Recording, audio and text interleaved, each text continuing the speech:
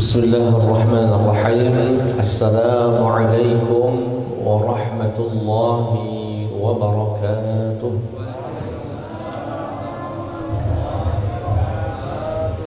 Alhamdulillahi rabbil alamin. Wa bihi nasta'inu ala umurid dunya waddin. Wassalatu wassalamu ala ashrafil anbiya'i wal mursalin wa ala alihi wa sahbihi ajma'in, amma ba'd. Jamaah hilir mengaji, wabil khusus jamaah musalla Shoto yang dirahmati dan dimuliakan oleh Allah Subhanahu wa ta'ala. Alhamdulillah, di malam hari ini kembali kita dipertemukan, dikumpulkan Allah Subhanahu wa ta'ala dalam majlis yang insya Allah menjadi saksi kelak di hari kiamat bahwasanya kita semua pernah mengaji, pernah belajar, mencari tahu ajaran syariat risalahnya baginda Muhammad sallallahu alaihi wasallam. Dan semoga setiap langkah kaki kita, waktu kita di majelis ini, bahkan mungkin materi kita, mendapatkan balasan terbaik dari Allah Subhanahu wa ta'ala. Allahumma amin. Salawat beriring salam tercurahkan kepada Nabi Muhammad sallallahu alaihi wasallam. Semoga lisan kita selalu diringankan Allah untuk terus bersolawat, memperbanyak solawat kepada baginda Muhammad sallallahu alaihi wasallam. Amin ya rabbal alamin. Masih dalam judul besar memanfaatkan waktu. Seorang muslim harus sadar sesadar-sadarnya, waktu yang paling mahal itu, atau sesuatu yang paling mahal yang Allah berikan kepada kita, yang mesti kita manfaatkan adalah waktu. Bahkan seringkali Ustaz sampaikan, saking pentingnya waktu, berkali-kali Allah bersumpah di dalam Al-Quran dengan waktu. Wadduha demi pagi, wallaili demi malam, wan nahari demi siang, wal asri demi waktu. Semuanya waktu, pagi, siang, malam. Dan kaidah dalam ilmu tafsir menyebutkan tidak mungkin Allah Subhanahu wa ta'ala bersumpah dengan makhluknya kecuali ada makna, ada kedudukan yang sangat penting dalam makhluk tersebut. Itulah yang kita sebut dengan waktu. Maka jangan sampai lalai. Waktunya habis dengan game online, waktunya habis dengan, ada game offline juga namanya GAP.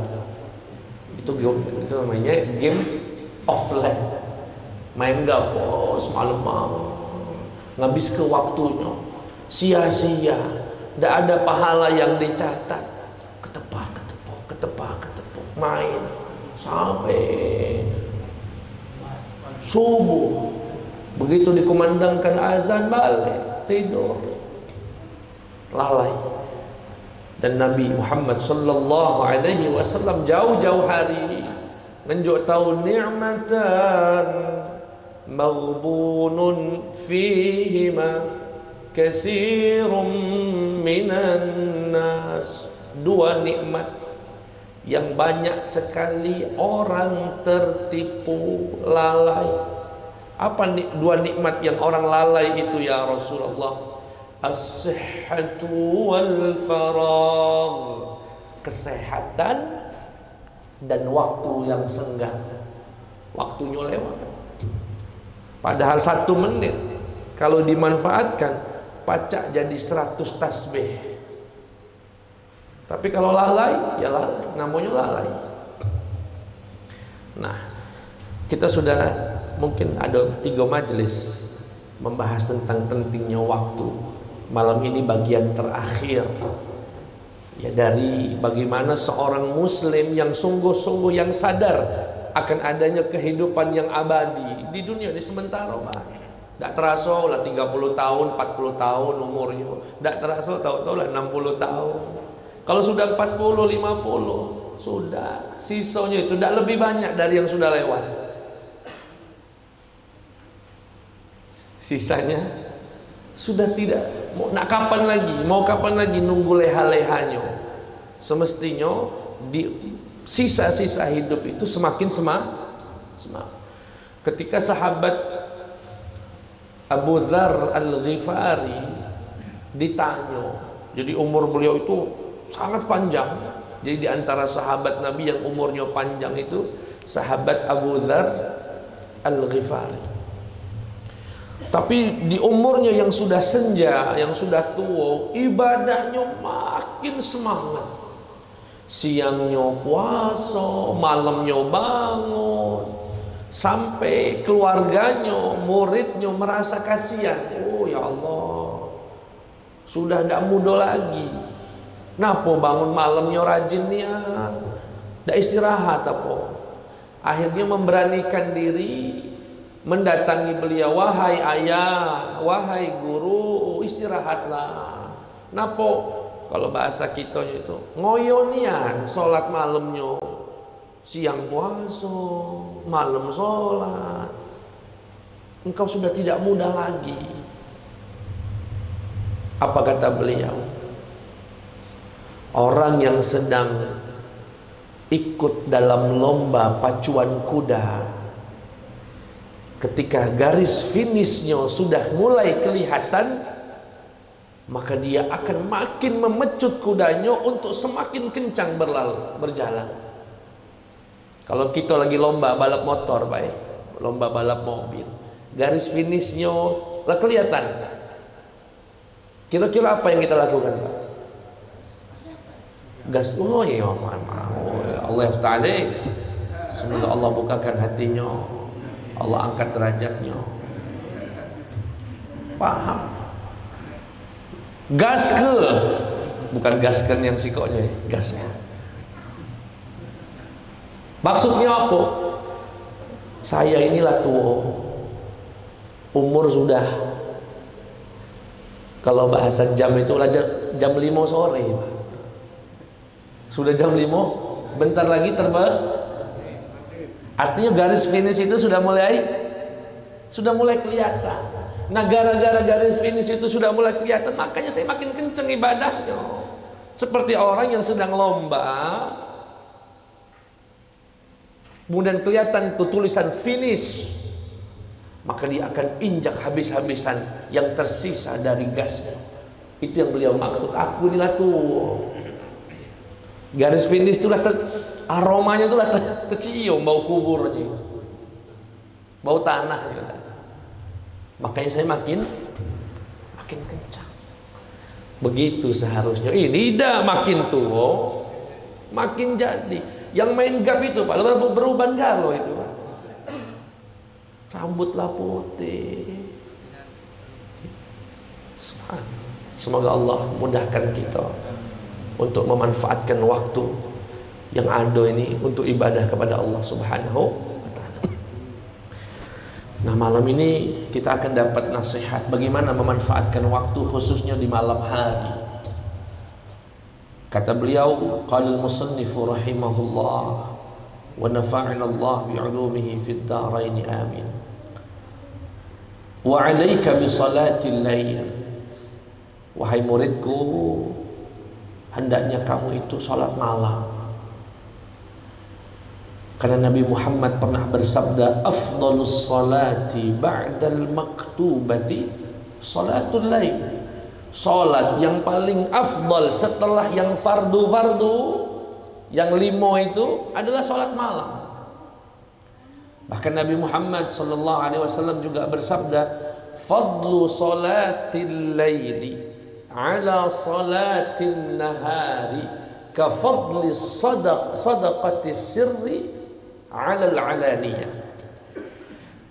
Keistimewaan sholat malam dibandingkan sholat siang itu seperti keistimewaan sedekah diam-diam di atas sedekah terang-terangan.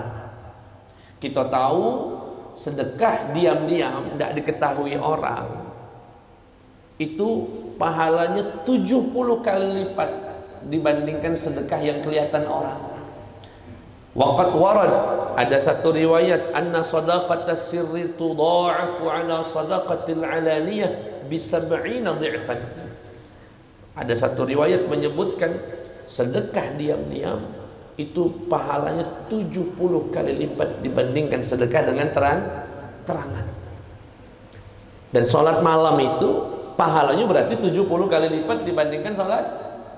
Kenapa lah Pak? Kenapa sholat malam lebih istimewa daripada sholat siang? Qiyamul lail, tahajud. Karena sholat malam itu pada katik yang jingo. Kalau Bapak semangat sholat ba'diyah zuhur, sholat siang sunat duha, kalau ada harapan nak dipuji wong, lagi di kantor, di ruangan, betul dia, nak mana nak sholat duha, ada jatah kita dipuji wong.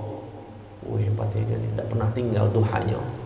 Oh ya, kalau sholat malam siapa yang lihat Bapak? Tidak ada. Tapi Bapak masih mau melakukannya. Berarti sholat malamnya karena siapa Pak? Karena Allah Subhanahu wa ta'ala. Artinya sholat malam itu adalah sholat yang melihat itu hanya Allah Subhanahu wa ta'ala. Artinya dia hanya ingin dilihat Allah. Itulah membuat sholat malam itu lebih istimewa. Ya kalau orang sedekah terang-terangan, ada tidak harapan dipuji wong Pak? Bayangkan Pak ya, diam-diam dia ke musola soto, dia catat nomor token listriknya, dah kata uang yang tahu Pak. Dari rumah dia isi token listrik tadi 200.000, diam-diam kata uang dia ngisi. Dia lakukan 10 tahun seperti itu. Apa enggak hebat orang yang semacam itu? Ini nyumbang setahun sekali minta diumum ke. Istimewa yang mana kira-kira Pak? Tidak ada yang tahu. Selama ini masjid ini menyala, ada hamba Allah yang tidak mau disebut. Itu sadaqatus sir namanya. Orang yang semacam ini 70 kali lipat pahalanya. Kenapa? Orang itu tidak mau diketahui manusia. Dia hanya Allah. Dia hanya ingin Allah yang dia ingin. Dia hanya ingin Allah yang mengetahui perbuatannya. Nah, ini sholat malam. Makanya kata beliau, manfaatkan, jangan sampai malam itu tidur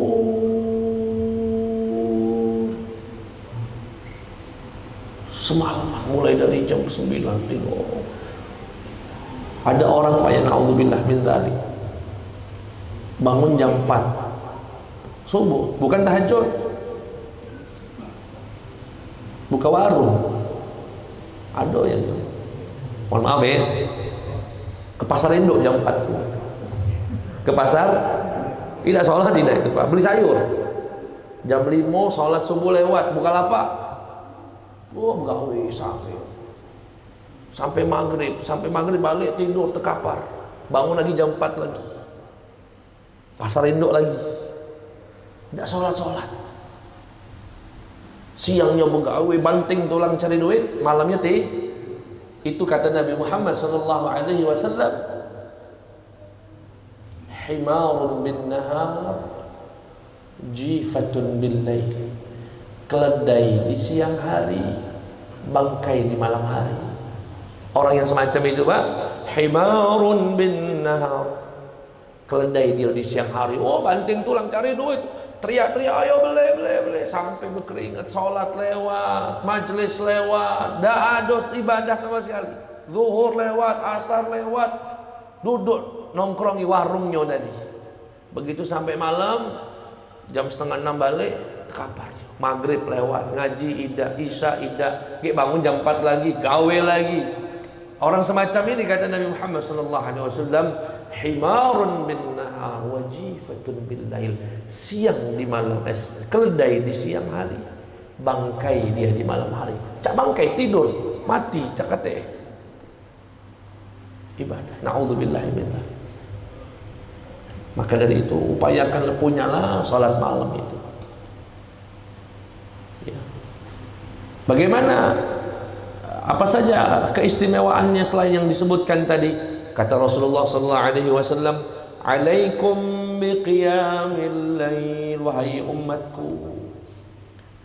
Hendaknya kamu tuh punya sholat malam lah. Berapa rakaat? Apa 2, apa 3, apa 5, apa 6, apa 7. Kenapa ya Rasulullah? Fa innahu da'bus salihin. Itu kebiasaannya orang-orang soleh. Sholat malam itu kebiasaannya orang soleh. Qablakum, orang-orang sebelum kalian, wong soleh sebelum kalian itu pasti punya sholat malam. Wa maqrabatul lakum ila rabbikum, dan bisa mendekatkan dirimu kepada Allah. Wa makfaratun lisayyi'at, bisa menggugurkan dosa. Wa manhatun 'anil itsm, dan bisa menghalangimu dari dosa. Wa matradatun lidda' 'anil jasad, dan bisa mengobati penyakit dari badanmu. Jadi sholat malam itu kebiasaannya orang soleh, bisa mendekatkan diri kepada Allah, menggugurkan dosa, menghalangi wong terjerumus pada maksiat, dan yang kelima ngobati penyakit. Kalau yang 4 ini caknya mudah dipahami. Gugurkan dosa, mendekatkan diri kepada Allah. Yang saya pribadi agak tertarik bisa ngobatin penyakit. Sholat malam itu rupanya salah satu cara terapi ngobatin penyakit dari jasad. Saya coba merenung, mencari tahu apa hubungannya sholat malam dengan badan sehat. Setelah diteliti, banyak ngobrol dengan orang-orang medis, dokter, kata mereka orang-orang medis, ya, salah satu penyebab penyakit paling utama itu pikiran, Pak. Melebihi dari karena makan, melebihi dari karena A, B, C, penyebab-penyebab penyakit kan banyak, tapi yang paling utama pikiran. Mikirkan anak-anak sekolah, mikirkan bayar kontrakan, mikirkan listrik, mikirkan banyak nian masalah. Artinya wong sakit itu biasanya sebab paling utamanya adalah pikiran. Lalu apa kaitannya dengan sholat malam, Ustaz? Bayangkan Pak, dia lagi pusing siang-siang tadi, aduh ya Allah, besok nak bayar anak sekolah, dagang sepi. Malam-malam dia istirahat tidur, jam 3 dia bangun, dia ambil wudhu, dia gelar sejadah di ruang tamunya, gelap-gelapan, wong tidak tahu, dia sholat. Setelah sholat dia angkat tangan, ya Allah, alangkah beratnya hidup ini, Allah. Ngeluh dia, nyerahkan kepada Allah masalahnya, ya Allah, bantu aku ya Allah, alangkah sarunya nyari rezeki anak besok nak ini, enteng, pikiran langsung terasa dibantu Allah langsung. Itu yang buat orang itu sehat, Pak. Ada tempat ngadu, ada tempat curhat, ada tempat melaporkan masalah. Dialah Allah Subhanahu wa ta'ala yang bisa membantu semua masalah. Tapi kalau dipikir sendiri, tidur, pulang balik-balik, nggak tidur, sholat tidak. Besok pagi tahu-tahu terbit matahari, akan menghadapi puluhan bahkan ratusan masalah. Malamnya belum laporan sama Allah, malamnya belum minta bantu sama Allah. Wih, berat nak menghadapi galau-galau masalah dengan diri sendiri. Dia lupa melibatkan Allah Subhanahu wa ta'ala. Stres, Pak. Mulai darah naik, kolesterol tinggi, asam urat pula, macam-macam. Tapi kalau malam-malam, ufawwidhu amri ilaik, ya Allah, ku serahkan semuanya. Ya Allah, anakku bandel sampai hari ini tidak galak-galak sholat. Ya Allah, mohon petunjukmu, ya Allah, bukakan hati dia.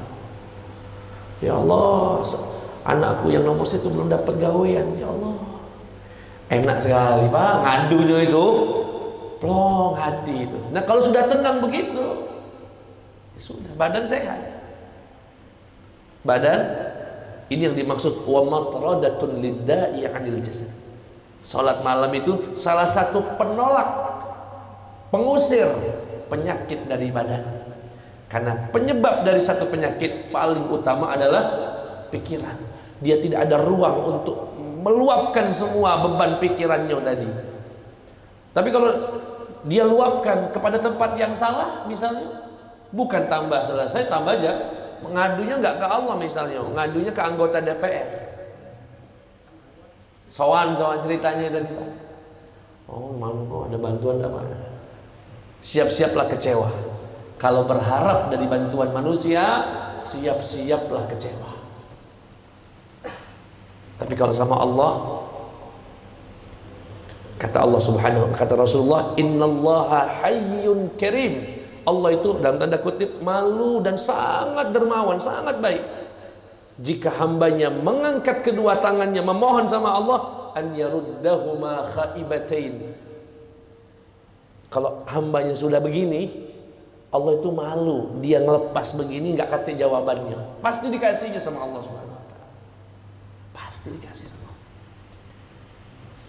Makanya kalau berharap sama Allah tidak akan pernah kecewa. Itu yang dimaksud sholat malam paca ngobati sakit dari badan. Lalu standar sholat malam sendiri apa Ustaz? Apakah hanya tahajud ataukah witir saja? Disebutkan wa'lam anna man shalla ba'dal isya'i faqad qama minal lail. Ketahuilah, barang siapa yang sholat setelah sholat isya, jadi meski dia belum tidur, sudah dianggap sholat malam. Bapak sebelum tidur sholat witir misalnya 3 rakaat, itu sudah dianggap orang yang menghidupkan malamnya. Itu standar minimalnya Pak. Minimal ba'da isya Bapak sholat 2 rakaat ba'diyah, 3 rakaat witir misalnya, sudah. Itu sudah termasuk sholat malam. Tapi yang paling afdal, waqad kana ba'du salafi yusalli wirdahu min awalil lail, walakin akan tetapi fil qiyami ba'dan naum. Tapi kalau sholatnya setelah tidur, irghamun lisyaitan wa mujahadatun linnafsi wa sirrun ajibun wa huwa tahajjud alladhi amara Allahu bihi rasulah. Tapi kalau dia bisa bangun malam, itu lebih afdal. Kenapa? Karena di situ ada pecutan ya, untuk setan. Ada perjuangan melawan ya. Bayangkan Bapak tidur, apalagi gerimis-gerimis yang rintik-rintik itu, oh enak nih yang tidur, AC-nya dingin, di luar bunyi-bunyi kritik hujan tadi, angin agak kencang-kencang dikit, tidur. Tapi Bapak bangun, itu apa yang terjadi dalam batin kita itu Pak? Ada gejolak nggak Pak? Ada. Tidur bangun setan yang besek pula. Farqud wa 'alaika lailun tawil. Tidurlah, malam masih panjang. Tidur. Ya, tapi begitu Bapak bangun, satu bikin kecewa setan, kedua telah menundukkan nafsunya yang ngajak dia terus tidur. Wa fihi sirrun ajib, dan di situ ada satu rahasia yang luar biasa salat malam itu. Dan ini yang dimaksud oleh Nabi Muhammad SAW, oleh Allah Subhanahu wa taala, wa minal lail fatahajjad bihi nafilatan lak. Dan di sebagian malam bangunlah ya Muhammad, bangun sebagai tambahan kewajiban atas kamu. Dalam satu riwayat, innallaha ya'jabu minal 'abdi idza qama man ala firashihi wa baina ahlihi ila salatihi wa yubahi bihi malaikatahu wa yuqbil alaihi biwajhihil karim. Sesungguhnya Allah ridha dengan seorang hamba yang mau bangun malam dari kasurnya di saat keluarganya, tetangganya tidur, dia bangun. Tidak ada yang lihat, tidak ada yang tahu, hanya Allah semata saja. Dan saat dia bangun, Allah banggakan, lihat wahai malaikat, ketahui, lihat jika hambaku tersebut itu tinggal di lorong apa ini? Langgar soto. Nah lihat, dia bangun, dingin dia ngambil wudunya, dia gelar sejadahnya, malam-malam dia pun istighfar, astagfirullahaladzim, astagfirullah. Nggak ada yang tahu. Allah bangga dengan orang yang semacam itu. Allah ridha dengan orang yang semacam itu. Allah ridha. Kemudian khususnya buat kita nih para pencari ilmu, wa'lam annahu yaqbuhu bi talibil akhirah alla yakuna lahu qiyamun bil lail kaifa wal muridu la yazalu taliban lil mazidi muta'arridan lin nafahati ala dawamil awqat.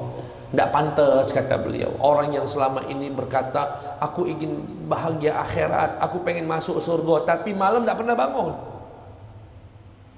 Yakboh, jelek nian.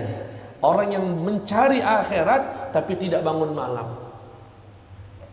Karena agak logis. Orang itu berharap terus mendapatkan rahmat, mendapatkan keberkahan, sedangkan di malam hari dia lalai dengan Allah Subhanahu wa taala. Tenggelam dalam tidurnya.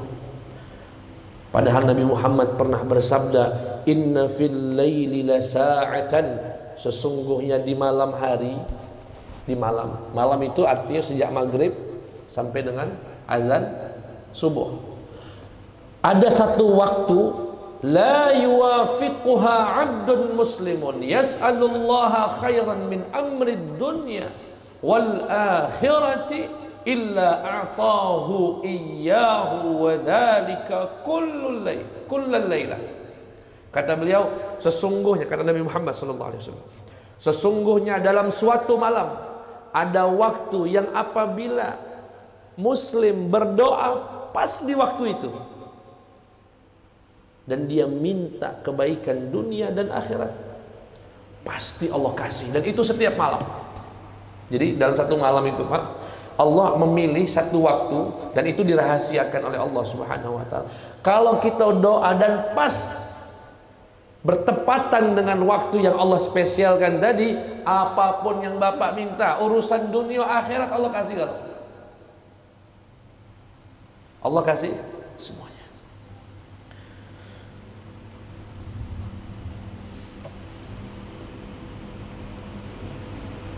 Bahkan disebutkan dalam kitab ini, wa fi ba'dhi kutubil munazzalah, dalam beberapa kitab suci yang Allah turunkan selain Al-Quran, ada kalimat begini, kadzab man idda'a mahabbati fa idza jannahu al-lailu nama anni alaysa kullu muhibbin yuhibbul khalwata bi habibi. Kata beliau, bohong orang yang ngaku cinta Allah, aku cinta dengan Allah Subhanahu, tapi begitu malam datang dia tidur sepanjang malam. Bukankah setiap orang yang cinta kepada sosok yang dicintai suka berdoa? Suka? Kata beliau, bohong orang ngaku cinta Allah tapi malam itu tidak pernah berdua sama Allah. Bapak kalau punya kekasih, punya orang yang Bapak kagumi, seneng gak Pak kalau berdoa? Tapi kok kita rupanya gak suka berdoaan?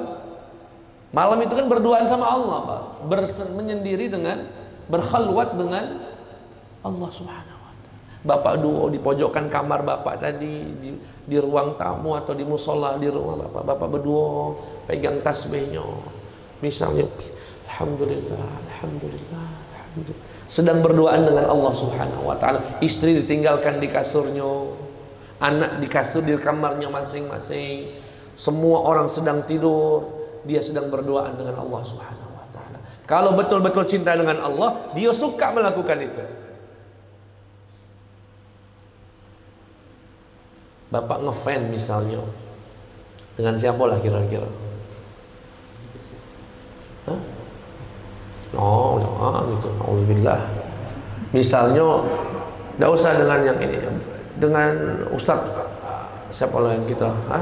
Ustadz Abdul Somad misal. Tahu-tahu Bapak ditelepon timnya, misalnya. Ditunggu Ustadz Abdul Somad. Begitu sampai di rumahnya, suruh masuk berdua di kamar. Kiro-kiro Pak, cak mana lah rasanya itu? Kita ngefan dia, diunjuk kesempatan untuk berdua. Oh, yang foto, yang cerita, yang macam-macam. Seperti itulah kalau orang mencintai Allah, dia enak sekali malam itu dia bangun. Ya, disebutkan oleh Al-Imam atau Al-Syekh Ismail ibn Ibrahim Al-Jabarti rahimahullah, ini seorang ulama besar, kurang lebih di abad ke-8. Jumi'al khairu kulluhu fil lail. Semua kebaikan Allah berikan, kumpulkan di malam hari. Wa ma 'uqidat li waliyyin wilayatun illa billah. Tidak ada seseorang diangkat jadi wali Allah kecuali malam hari. Tidak ada seorang hamba mendapatkan kewalian kecuali Allah berikan itu di malam hari. Jadi gak ada wali gak bisa bangun malam itu udah kata Pak. Wali tidur mulai dari maghrib mungkin bisa sampai subuh tidak bangun-bangun, kemudian siang-siang aku wali, tidak bisa, karena wali itu uqidat bil lail, ya, diserahkannya itu di malam hari. Wa qala Sayyidil Idrus Abdullah ibnu Abi Bakrin, man arada as-safa ar-rabbani fa'alaihi bil inkisari fi jawfil lail. Barang siapa yang ingin membersihkan hatinya, batinnya, rohnya, maka nangis-nangislah dengan Allah, merintih-rintihlah di malam hari bersama Allah Subhanahu wa taala. Bayangkan Pak, di dalam Al-Qur'an itu, dalam surat Al-Muzammil, Allah Subhanahu wa taala berfirman, inna nashi'atal laili hiya ashaddu wat'aw wa aqwamu qila. Sesungguhnya waktu malam itu Pak, itu akan memberikan rasa berbeda dengan ibadah di siang hari, dengan baca Quran di siang hari. Coba saya kasih gambaran. Ada pengumuman orang meninggal malam-malam, siang-siang. Inna lillahi wa inna ilaihi raji'un. Kita sambil dengar itu siang-siang Pak ya. Ada yang sambil ngirup pempek, ada yang sambil nonton TV. Ada nggak yang kira-kira tersentuh dengan bunyi ayat itu Pak? Sedih aku enggak. Lewat-lewat baik itu Pak pengumuman tadi. Ada kalau di sebagian masjid pakai ayat kullu nafsin dha'iqatul maut. Yang rokok-rokok lah, yang ngobrol-ngobrol lah. Rasul-rasul malaikat Israel itu tidak bakal nyambut nyawa dia. Tidak tersentuh dengan kalimat itu Pak. Tidak tersentuh dengan ayat itu. Coba ayat itu Bapak baca di malam hari. Bangun jam 3, jam 2, Bapak baca Quran. Kebetulan di ayat itu, alladzina idza asabatuhum musibatun qalu inna lillahi wa inna ilaihi raji'un. Mulai mati juga gitu ya. Ketika suasananya hening malam, Bapak baca ayat itu, rasanya beda sekali. Kullu nafsin dha'iqatul maut. Ada rasa enggak Pak kira-kira? Bacalah itu Pak. Seperti ayat yang bukan dibaca siang tadi Pak. Padahal sama ayat. Kenapa? Kenapa siang tadi tidak begitu terasa? Karena hatinya sedang sibuk. Sibuk dengan dagangannya, sibuk dengan kerjaannya, sibuk dengan kawannya. Sehingga ketika datang ayat itu terpental dia. Kaidah fikihnya al-masyghulu la yushghal. Orang yang sedang sibuk tidak bisa disibukkan dengan yang lain. Tapi kalau malam, pikiran lagi kosong, suasana hening, bapak baca ayat itu, baca surat Yasin, rasanya berbeda. Ini yang beliau maksud ini ya. Kalau pengen punya hati yang lembut, hati yang bersih, seringlah rintih-rintih baca-baca zikir di malam hari. Itu akan punya pengaruh yang luar biasa. Kemudian Nabi Muhammad sallallahu alaihi wasallam juga bersabda, "Yanzilullahu kulla lailatin." Nah, ini mohon maaf kalau kelompok sebelah mengatakan Allah turun setiap sepertiga malam. Bukan Allah yang turun. Allah ala ma kana alaih. Tidak ada perubahan. Kalau turun naik turun naik turun, bukan Tuhan namanya. Yang dimaksud turun di sini apa ya, Pak? Rahmatnya, malaikatnya turun, diperintahkan Allah untuk mengangkat semua doa-doa yang sedang dipanjatkan di jam 2:30 tadi, di sepertiga malam tadi. Marah wong sebelah kalau dengar ceramahku. Wong sebelah itu turun nian. Tidak tahu mana cara memahami. Yanzilullahu kulla lailatin ila sama'id dunya. Sesungguhnya rahmat Allah, malaikat Allah turun ke langit dunia. Kapan?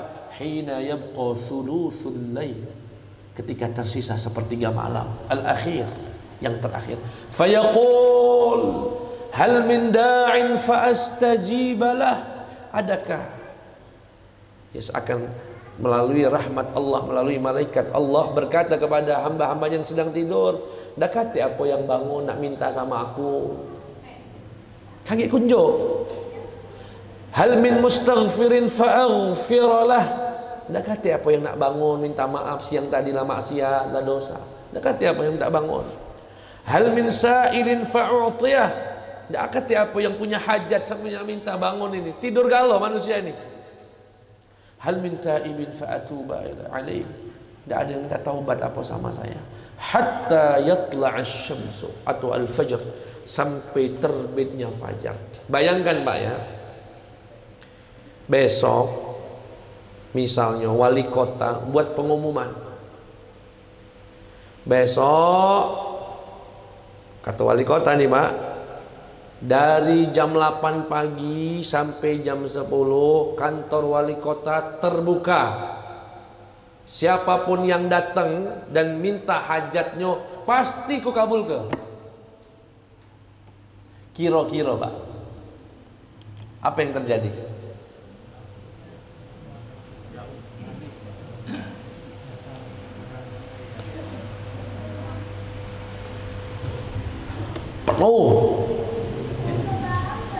Penuh Pak, sepenuh jalan ini. Uang Palembang yang jumlahnya 1.700.000 itu depan kantor wali kota galau. Ada yang nak minta anaknya begawi, ada yang minta lapak, ada yang minta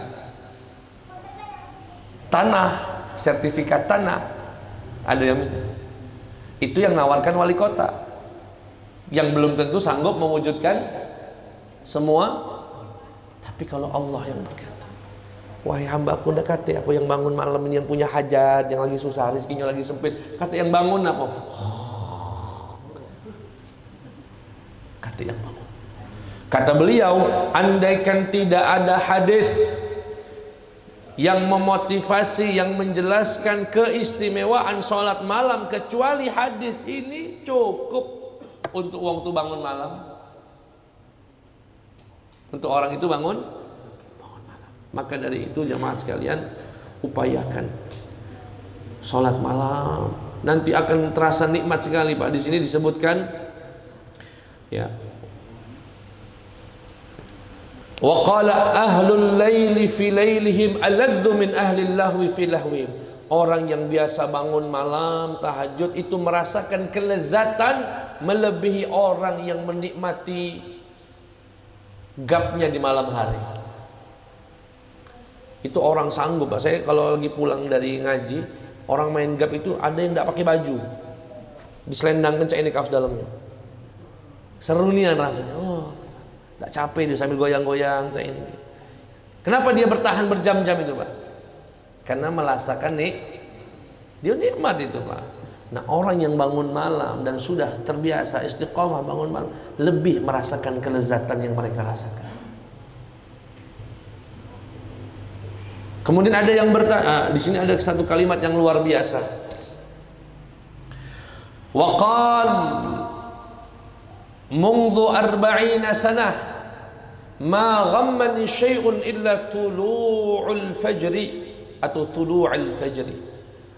Sudah 40 tahun tidak ada yang membuatku gelisah kecuali terbitnya subuh. Apa yang Bapak pahami dari kalimat ini, Pak? Saking nikmatnya dia sholat malam sampai tidak galak datang subuh. Saking lezatnya malam berduaan dengan Allah, dan batas waktunya dibatasi sampai azan subuh tadi, sampai beliau berkata tidak ada yang membuatku gelisah kecuali detik-detik datangnya subuh, karena aku tidak lagi berduaan dengan Allah, di mana kaum muslimin sudah pada bangun semua tuh, Pak. Nah, mulai bangun rame-rame lagi. Kalau tadi berduaan sama itu, Pak. Kalau kita lagi berduaan dengan orang yang kita cintai di satu ruangan dibatasi 10 menit. Begitu sudah mau 10 menit, habis waktunya. Mulai datang yang lain masuk. Sama kalau sudah Allahu Akbar, Allahu Akbar, mulai masjid musola soto penuh lagi. Padahal tadi sebelum subuh cuma dia berduaan dengan Allah Subhanahu wa taala. Luar biasa sampai kalimat ini terucap. La yakunu wa hadan, dan tidak mungkin orang merasakan senikmat itu sampai ngomong tidak ada yang membuatku gelisah kecuali datangnya subuh. Karena waktu berduaanku dengan Allah sudah habis. Tidak mungkin merasakan ini illa ba'da tajarru'il mararat, kecuali dia sudah merasakan pahitnya, beratnya bangun malam. Wa tahammalal tahammulil masyaqqat fil qiyam. Kama qala al-Utbah al-Ghulam, sebagaimana disebutkan, kabattul laila 20 sanah wa tana'amtu bihi 20 sanah. Aku berjuang sholat malam 40 tahun, 20 tahunnya capek, 20 tahunnya nikmat. Artinya orang mau sampai merasakan kelezatan sholat malam itu setelah perjuangan yang ya orang-orang yang baru mulai. Misalnya nih Bapak nih, setelah pengajian kami ini terpancing, wah insya Allah aku sejak malam ini aku nak bangun malam.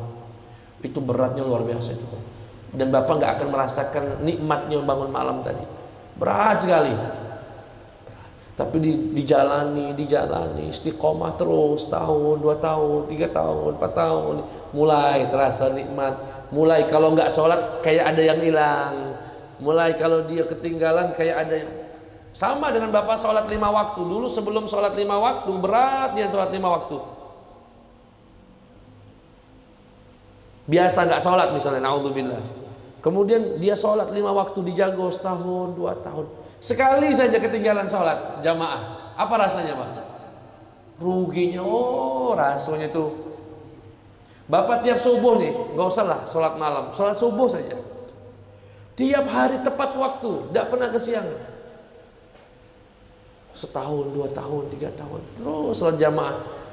Kira-kira apa perasaan Bapak kalau suatu hari kesiangan, jam 6 baru bangun? Apa rasa batinnya, Pak? Gelisah, Pak ya? Gelisahnya itu nggak cuma sejam, Pak, sampai sore.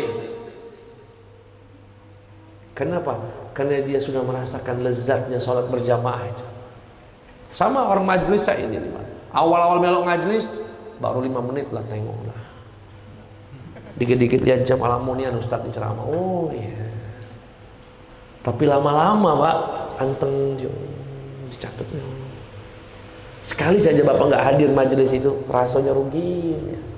Nah, tapi butuh waktu nggak seminggu 2 minggu, ya nggak seminggu 2 minggu. Lalu Ustadz, apa yang harus saya baca kalau lagi sholat malam? Tidak ada surat tertentu, bebas nak surat apa baik. Cuma saran beliau, kalau memang bakal istiqomah sholat malam, hatamkanlah Al-Quran melalui sholat malam. Jadi kalau lagi sholat, mulai malam ini misalnya, boleh Pak ya pakai Quran. Taruh saja, ada Quran tahajud biasanya, atau Quran bebas. Taruh pakai tiang misalnya, atau dipegang boleh. Allahu Akbar.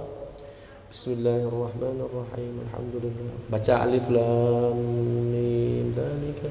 Kaget sudah dapat satu ain, satu rubu. Allahu Akbar. Sami Allahu liman.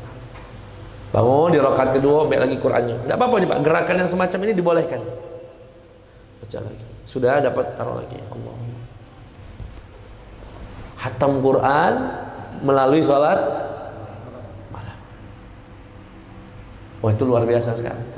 Dapat Qur'annya, dapat sholat malamnya. Nah, ini kalau baca, Ustaz capek, Ustaz sholat malam Pak. Boleh duduk Pak. Boleh. Karena dalam sholat sunnah berdiri itu tidak rukun, berbeda dengan sholat fardu. Jadi orang sehat pun boleh duduk kalau sholat sunnah, berbeda dengan sholat fardu. Kalau sholat fardu dia sehat tidak boleh duduk. Ya. Jadi kalau bapak nak baca sejuz satu rakaat misalnya, ya. Tapi jangan langsung sejuz Pak, kaget muntah bapak. Jangan. Biasanya orang yang mendadak-dadakan saya itu cepat baliknya itu. Nah, agar terjaga, ini sebagai penutup. Nah, ini sebagai sunnah-sunnahnya bangun malam Pak ya. Begitu bangun, sunnahnya ngusap wajah. Biasanya kan kalau orang bangun tuh mata masih begini Pak. Itu cara ngilangkan yang ini, yang berat ini tadi, itu dengan begini Pak. Orang kalau sudah ngusap wajah, hilang itu Pak ngantuknya. Disebutkan dalam hadis, "Tsumma istayqadha Rasulullah sallallahu alaihi wasallam famasaha an-nauma 'an wajhihi bi yadihi." Nabi menghilangkan ngantuknya dari wajahnya dengan cara diusap. Coba Bapak rasakan nanti. Kalau begitu bangun agak ngantuk. Kalau Bapak cuma gini-gini Pak ya, tidak hilang Pak. Cuma goyang-goyang sini. Tapi begitu tang. Alhamdulillahilladzi ahyana ba'da ma amatana wa ilaihin. Datang ke kamar mandi, ambil siwaknya, kumur-kumur. Siwak. Sudah siwak taruh, bersihkan, kumur-kumur, wudu. Maksimalkan istinsyak. Sudah wudunya sempurna, pakai baju, gelar sejadah. Itu sunnah-sunnahnya bangun tidur. Usap wajahnya, bacakan alhamdulillahilladzi ahyana ba'da ma amatana wa ilaihin nusyur. Kemudian siwakan. Kalau kata dokter minum banyu segelas. Wudu yang sempurna, termasuk di bagian hidung. Dengan demikian sholatnya akan segar, ya, akan maksimal. Dan ada sunnah namanya sholat. Jadi kalau bangun tidur sudah wudhu tadi, Bapak mau sholat tahajud, itu jangan yang langsung sejuz Pak. Sholat yang ringan dulu, pemanasan bahasa kita. Bangun baru sadar, roh belum 100%, Allahu Akbar. Baca Yasin wal Qur'anil. Baca Yasin sepenuhnya. Enggak, sunnahnya dibuka dengan 2 rakaat ringan untuk pemanasan. Wassallallahu ala sayyidina Muhammad wa ala alihi wa sahbihi wasallam walhamdulillahi rabbil alamin. Assalamualaikum warahmatullahi wabarakatuh. Mohon maaf mungkin